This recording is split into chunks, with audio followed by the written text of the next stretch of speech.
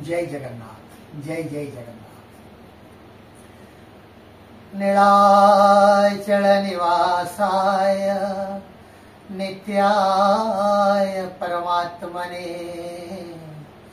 बलभद्र सुभद्राभ्यां जगन्नाथयते नमः। आज रही सत्संग कार्यक्रम को समस्त स्वागत करुछि। आसंत दुनिया पाई एभली किछि करिजिबा जगन्नाथ चेतना को घरे घरे पूरे पूरे पहुंचे समग्र विश्व मानव जातिर अंधकार को संस्कार को दूर करी जगन्नाथमय करी बढ़ी तोड़िबा ये कार्य को आमे आगे नवा प्रति प्रत्येक पाए आपण मान को कहिबी जे कुंभ मेला जो पवित्र भावधारार कथा समग्र विश्व आध्यात्मिक विद माने पाखापाखि 45 कोटी ऊर्ध्व जनसाधारण पवित्र कुंभ मेला रे बुड़ पकेले एवं महाप्रभु को समर्पित कले। समग्र सनातन धर्मर भावधारा अनुसार जो जो अंचल रे अमृत विकलित होता जिते देवता मान भीतर असुर मान भीतर संग्राम चली एवं समुद्र मंथन अमृत बाहरी देवता मान जिते नहीं जावाई बसी स्वयं विष्णु से अमृत को वैकुंठ को नहीं आसी चोरी लुचेकरी एक सुंदरी रूप तेणु आणिला बेले प्रभु कही गरुड़ को हे गरुड़ मो सिना से कबलू अमृत को नहीं आसिली तमे यहाँ वैकुंठ को नहीं जाओ। क्षिप्र बेगरे गरुड़ महाप्रभु निर्देश अमृत को वैकुंठ अभिमुखे नहीं चलिए। जिते बड़े गरुड़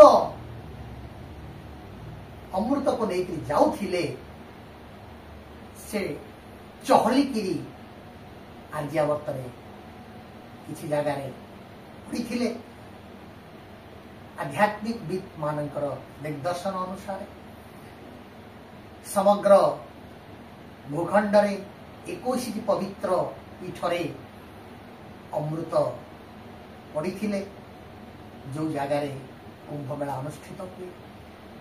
आध्यात्मिक दृष्टिकोण साधु सन्थ मानकर दिग्दर्शन आभिमुख्य कुंभ मेला को दुई भाग में विभक्त करा जाई था। गोटे हूँ मुक्त कुंभ आ गोटे हूँ गुप्त कुंभ।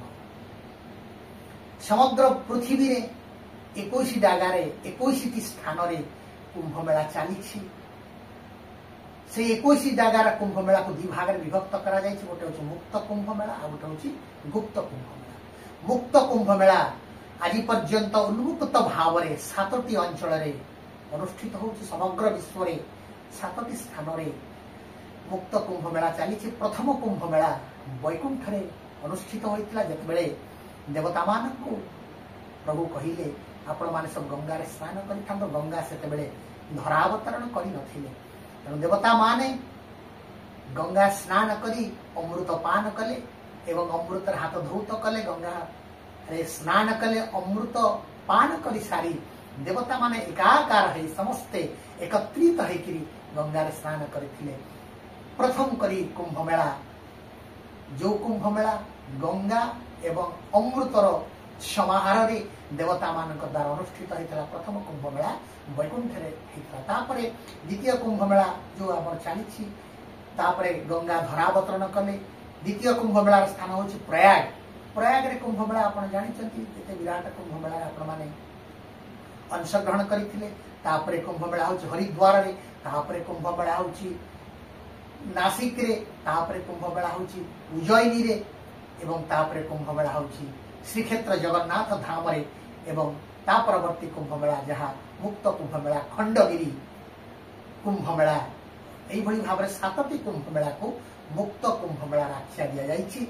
जो खंडगिरी कुंभ मेला रे गंगा भी धरावतरण कर गंगा गुप्त गंगा हिसाब से प्रवाहित होती। साधु सन्थ माने सेठी मध्य स्नान करती एवं जगन्नाथ धाम रे जो कुंभ मेला हुए कार्तिक मास व्यापी श्री जगन्नाथ कुंभ मेला प्रवाद रही आध्यात्मिक भावधारार लोक कथा रही जे गंगा संसार सेवा करने पूर्व जगन्नाथ दर्शन कर जगन्नाथ ठारू अनुमति लाभ करने कार्तिक मासरे महोदधि प्रवाहित होते श्री जगन्नाथ कुंभ मेला अनुष्ठित होता है। यही हूँ सातटी हूँ मुक्त कुंभ मेला। आउ जो गुप्त कुंभ मेला रही 21 रु 7 गले 14 स्थान रे नर्मदा सिंधु कावेरी बैतरणी ब्रह्मपुत्र महानदी ये जो 6टी नदीर कूल रे ये 6टी नदी रे अमृत प्रवाहित होता है गंगा प्रवाहित होता एवं ये 6टी नदीर उपकूल रे जमती गंगा कूल रे आपणकर हरिद्वार रे नासिक रे कुंभ मेला हुए तब ये 6टी नदी सहित द्वारका रे रामेश्वर रे बद्रीनाथ रे पशुपतिनाथ रे तिरुपति धाम रे मान सरोवर रे गंगा सागर रे एवं कन्याकुमारी रे यही भली 14टी स्थान रे आज मध्य गुप्त कुंभ मेला चली। आपण देखंतु जनसाधारण जो हिसाब रे जनसंख्या देश रे विश्व रे बढ़ी चली आ कुंभ मेला प्रति लोकंकर जेते आग्रह रही प्रभु निर्देश रे ए गुप्त चली कुंभ मेला गुड़िक आगामी दिन में मुक्त कुंभ मेला परिणत हम आ समग्र विश्वर आध्यात्मिक विद माने ए कुंभ मेला निजको समर्पित करि पारिबे प्रभु का आशीर्वाद लाभ करि पारिबे। जय जगन्नाथ जय जय जगन्नाथ जय जय जगन्नाथ।